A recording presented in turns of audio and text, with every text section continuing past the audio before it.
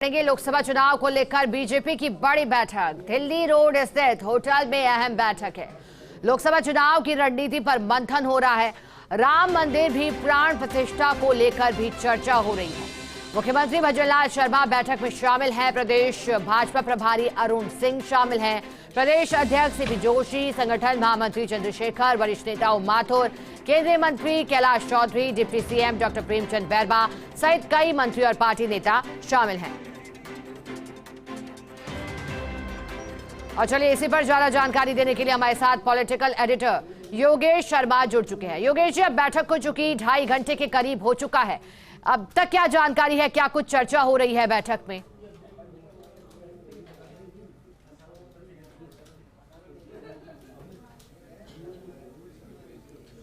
देखिए शिखा, अलग अलग सत्रों में अलग अलग बातचीत का दौर हुआ है। पिछले 2 लोकसभा चुनाव के तमाम आंकड़े, जातीय आंकड़े, उस लोकसभा चुनाव के रिजल्ट को लेकर बीजेपी को कितना वोट मिला, कांग्रेस को कितना वोट मिला, थर्ड फ्रंट को कितना वोट मिला, इन तमाम आंकड़ों को सामने रखा गया है। ओम प्रकाश माथुर बैठक से बाहर जा चुके हैं। उप मुख्यमंत्री प्रेमचंद बैरवा भी बैठक से निकल चुके हैं। थोड़ी देर में बैठक समाप्ति की ओर है। आखिरी सत्र यह बताया जा रहा है पहली प्रारंभिक बैठक है और इसमें कैटेगरिकल यहाँ पर नेताओं को बुलाया गया था, जो जातीय और क्षेत्रीय गणित के आधार पर भी यहाँ प्रमुख नेताओं को बुलाया गया था। मेरे साथ ऐश्वर्य प्रधान भी जुड़े हुए हैं, हम उनसे बात करेंगे। ऐश्वर्य, बैठक समाप्ति की ओर है और जैसा कि जानकारी जो आ रही है अंदर से कि वो तमाम आंकड़े पिछले लोकसभा चुनाव के अंदर भारतीय जनता पार्टी का वोट प्रतिशत, दूसरे दल का वोट प्रतिशत, किस तरह की जाति ने कितना वोट बीजेपी को दिया और तमाम जो वर्गीकरण था वोटों का वो देखने को मिला। तो क्या लगता है इस तरह की बैठक जो प्रारंभिक बैठक है, लोकसभा चुनाव का आगाज है बीजेपी का? देखिए, विधानसभा चुनाव भारतीय जनता पार्टी जीत चुकी है और जीतने के बाद लगातार मंत्री बने, मंत्रियों को विभाग भी बढ़ गए। अब एक और फैसला होना है जिसमें कि प्रभारी जिलों के प्रभारी सचिव और प्रभारी मंत्री भी बना दिए जाएंगे। 1-2 दिन में प्रभारी मंत्री बना दिए जाएंगे, जिन मंत्रियों को अलग अलग क्लस्टर के प्रभारी बनेंगे। लेकिन यहाँ पर जो है, यहाँ पर क्लस्टर के आधार पर सब फैसला होगा और हर लोकसभा चुनाव में होता है। लेकिन यहाँ इस बैठक की अभी शुरुआत है, कल भी बैठक होगी और आगामी दिनों में ये बैठकों का सिलसिला चलता रहेगा। अभी राम मंदिर को लेकर भारतीय जनता पार्टी पूरी तैयारियों में जुटी हुई है। भारतीय जनता पार्टी के कार्यकर्ता भी जुटे हुए हैं। तो उनकी तैयारियां बस ये है कि ये आयोजन है, ये सफल तो हो ही, सफल होने के साथ केंद्र की मोदी सरकार की उपलब्धियां जनता के बीच में जा सके।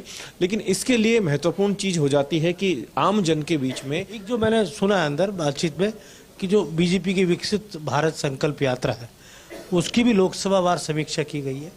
कितना अनुभव वहाँ रहा इस यात्राओं का, कौन कौन सांसद इन यात्राओं में बढ़ चढ़कर भागीदारी निभाता हुआ नजर आया, वो भी एक विस्तृत लेखा जो का बनाया गया है। देखिए, विकसित भारत संकल्प यात्रा का पूरा अपडेट से रोजाना मुख्यमंत्री भजनलाल शर्मा लेते हैं और अमूमन मॉर्निंग में उनकी टेबल पर पूरी डिटेल होती है, जानकारी होती है कि विकसित भारत संकल्प यात्रा में किस जिले की क्या स्थिति है और किस जिले में कितने लाभार्थी जो हैं वो लाभ ले रहे हैं और कितने लाभार्थी अभी बच रहे हैं और कहाँ संख्या अच्छी है और कहाँ पर पात्र व्यक्ति ज्यादा है, कहाँ पर कम है, पूरी जानकारी उनके पास आती है। लेकिन इसमें 2 बातें हैं। संगठन अपने स्तर पर पूरा फीडबैक देता है कि संगठन के किन किन कार्यकर्ताओं को या नेताओं को वहां पर ड्यूटी पर लगाया गया और जो वहां पर निरंतरता के साथ लोगों के साथ जुड़े रहे और विकसित भारत संकल्प यात्रा में उन्होंने अपना योगदान दिया। तो दूसरा, राज्य सरकार के स्तर पर भी फीडबैक लिया जाता है कि राज्य सरकार के स्तर पर लगता है कि एक बड़ा लाभार्थियों का बड़ा सम्मेलन राजस्थान में हो सकता है बिफोर लोकसभा चुनाव। देखिए, ये तो आप मानकर चलिए कि लाभार्थियों के सम्मेलन लोकसभा वार होंगे और राज्यवार भी होगा। एक राज्यवार भी एक बड़ा सम्मेलन, हाँ बिल्कुल, एक बड़ा कार्यक्रम हो सकता है जिसको लेकर इनकी तैयारियां अभी से शुरू हो जाएगी।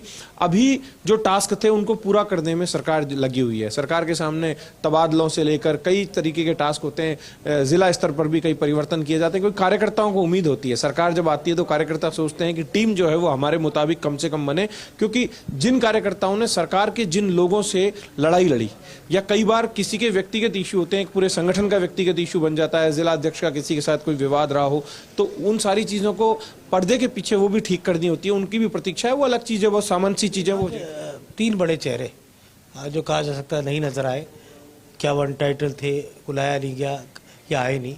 पूर्व मुख्यमंत्री वसुंधरा राजे जो कोर कमेटी की सदस्य है, तो वो एंटाइटल्ड थी इस बैठक के लिए, और उप मुख्यमंत्री दिया कुमारी और पूर्वी राजस्थान या मीणा वर्ग के सबसे बड़े नेता डॉक्टर किरोड़लाल मीणा। तो लगता है इनकी गैर मौजूदगी भी एक तरह से बैठक पर असर डालती हुई नजर आई, या यूँ कहा जा सकता है कि इनकी मौजूदगी से काफ़ी कुछ और डिस्कशन और साउंड होता। देखिए, यहाँ पर एक चीज़ है कि तीनों ने ही प्रदेश अध्यक्ष को जानकारी दे दी थी, मुख्यमंत्री को भी जानकारी दे दी थी। जो अभी मेरे पास खबर निकल कर आई है, तीनों ने अपनी अपनी जानकारी दे दी थी कि हम किस कारण अनुपस्थित रहते हैं, और अमूमन होता भी यही है कि अनुपस्थित रहने की अनुमति मांग ली जाती है, संगठन को सूचना दे दी जाती है। लेकिन यहाँ पर इस बैठक में जो लोग मौजूद है, ये आप तय मानकर चलिएगा कि कल से उनको एक नया टास्क मिलेगा। कल से वो अपने काम में जुटेंगे, क्योंकि लोकसभा की 25 की 25 सीटें जीतने के लिए सबसे महत्वपूर्ण बात यह होगी कि जिन क्षेत्रों में, मिसाल के तौर पर ये मंत्री हैं, अलग अलग जिलों के हैं, कोई मंत्री किस क्षेत्र से है, कोई किस क्षेत्र से, तो उनके सामने भी चुनौती होगी। जो बात ऐश्वर्या से मैं करना चाहूंगा, ये बीजेपी की वो बैठक है जिसमें पहली बार तीसरी या दूसरी पंक्ति के नेताओं को इस तरह की फॉर्मल बड़ी बैठक में बुलाया गया। चाहे सुरेश रावत की बात कर ले, चाहे जोराराम कुमावत की बात कर ले, ये वो नेता है चाहे जोगाराम पटेल की बात कर, जिनको कभी भी इतनी बड़ी बैठक में शायद मेरे को लगता नहीं है नहीं बुलाया गया होगा।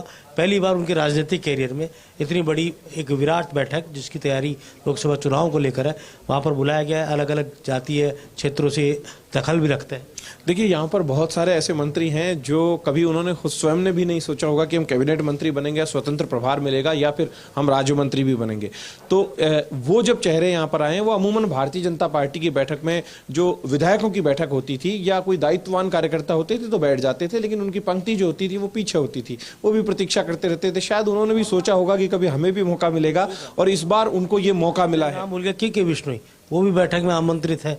तो कहा जा सकता है कि वो वर्ग जो बीजेपी का ठीक है। योगेश जी और ऐश्वर्या, आप दोनों का बहुत शुक्रिया।